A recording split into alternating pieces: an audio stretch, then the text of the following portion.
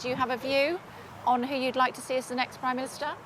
Yeah, I do. It should be Keir Starmer. I think whoever wins the Tory leadership contest should call a general election so the British public can have a choice to have a fresh start. All these candidates are continuity Boris Johnson. They supported, defended and have enabled him to be Prime Minister for more than 3 years. And I think the British public should have a say rather than just those who are members of the Tory party. Well, you know that's not going to happen. Do you have a view of which of those three? Well, no. I think Rishi Sunak is the architect of what we've seen in the last 2-3 years in relation to our economy. We know Liz Truss is a big ally of Boris Johnson. I know less about Penny Mordaunt, but the reality is all three of them have been big supporters, defenders, and enablers of Boris Johnson. What's important, though, is until the new leader is elected, we should have a Prime Minister doing his job. And I think what Boris Johnson should do is step aside. He can have further parties and, become Tom Cruise and allow Dominic Raab to be the caretaker Prime Minister, because we need a full-time Prime Minister looking after the well-being of our country rather than somebody who's checked out. OK, let's talk about the concerns of the people who used to live in these houses that we're looking at the moment, or on a split screen, so we can see while we're still talking to you, Mr Khan. It's within your remit. You're responsible for the welfare of these poor people. What happens now? So yesterday was the busiest day for the fire service in London since the Second World War. On a normal day, the fire service receives, roughly speaking, 350 calls. On a busy day, 500 calls. Yesterday, they received more than 2,600 calls, more than a dozen simultaneous fires requiring 30 engines like the one you're at, a couple requiring 15, some requiring 12, some requiring 10. And that's why the fire service declared it a major incident. I'm afraid the bad news is, as we can see from the images, 41 properties destroyed in London. 16 firefighters were injured to some extent, 2 taken to hospital because of heat stress. It is really important, though, for us to recognise that one of the consequences of climate change are these sorts of temperatures which lead to the sort of fires you're seeing behind you. The challenge in London is we've got a lot of grass, a lot of green spaces, but a lot of it impinges on properties.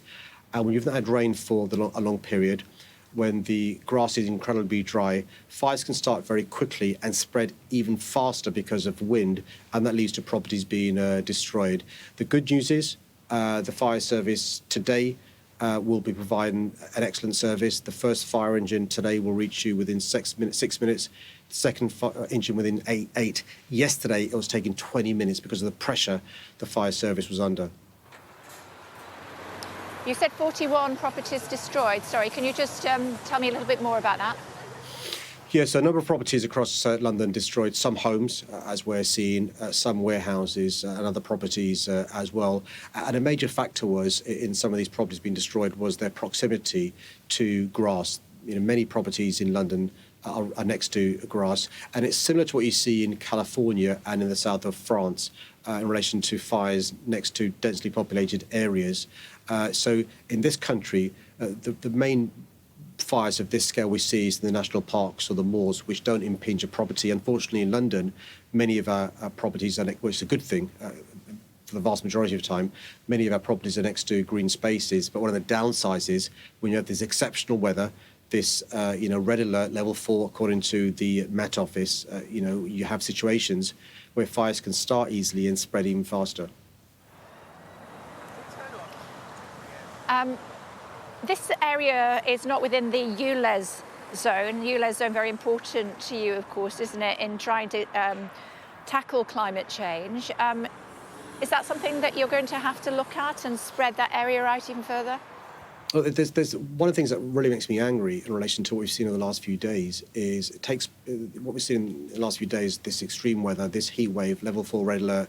At the same time, there's a leadership contest to choose our next Prime Minister, and no one's talking about the elephant in the room, which is climate change causing the sort of heat waves where temperatures are exceeding 40 degrees. We've got a situation where we have heat waves every 2 or 3 years rather than every 10 or 15 years, and the temperatures aren't mid-20s, they're approaching 40 degrees, if not higher, leading to the fires we saw yesterday and many excess deaths. And what we should be doing is dealing with the consequences of climate change and air quality, cleaning up the air, less premature deaths, less children with stunted lungs, less carbon emissions, but also dealing with the causes as well. And what we're doing in London is dealing with the causes of climate change and air quality by having policies that reduce carbon emissions, reduce nitrogen dioxide, reduce particulate matter like the low emission zone, planting record numbers of trees, having water fountains across our city, cooling our homes, air-conditioned new trains.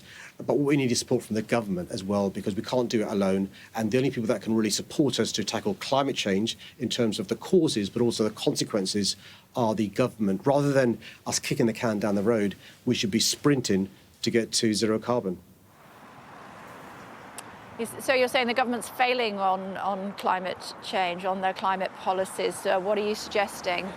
Well, a number of things we can do. Look, one of the biggest issues we face are energy bills. That's because we're relying upon gas and oil from Russia or Qatar or Saudi Arabia. Why don't we use this crisis as an opportunity to invest in wind and solar, so we're not reliant. We have energy security, and it brings the bills down. One of the big challenges we face post-Brexit is what's the future of our economy. I think there should be high-skilled, well-paid jobs. Why don't we be invested in people, insulating people's homes, installing cooling systems, putting double glazing in? That will lead to energy efficiency, less carbon emissions, but lower bills because homes are more efficient. District heating pumps. We should be the people that are solving these problems. Using the opportunity of a crisis to create prosperity and wealth, rather than kicking the can down the road, asking for a green pass, rather than dealing with these big challenges. A lot of the problems we have today are a direct consequence of climate change. Excess death because of the heat wave, the sort of fires we saw yesterday, energy bills are escalating. People being in jobs that aren't well paid, lower skilled jobs. A lot of these problems can be solved by tackling climate change expediently, rather than kicking the can down the road.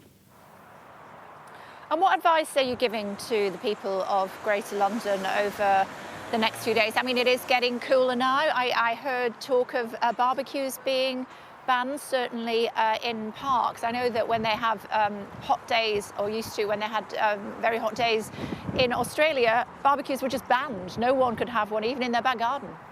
Yeah, look, these are exceptional times. And because of the ease with which grass is catching fire, and the speed with which it spreads, we are advising people not to have barbecues, not to have barbecues on your balcony, at parks, nor in your private garden for today. These are exceptional times which call for exceptional measures. None of us wants to be a party pooper, but how would you feel if you had a barbecue in your back garden and some of the grass, which is like hay, caught fire and it spread, damaged your property, risked your well-being, and spread to your neighbours? Our firefighters are working incredibly hard. They were heroes yesterday. They need some respite as well.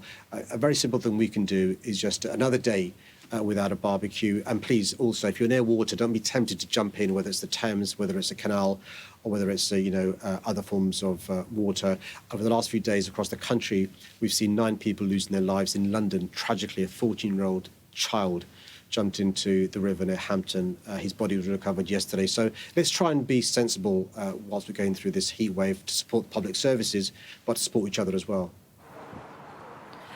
We must leave it there, Mr. Mayor. Thank you for sparing your time for us this morning. Much appreciated. Stay safe.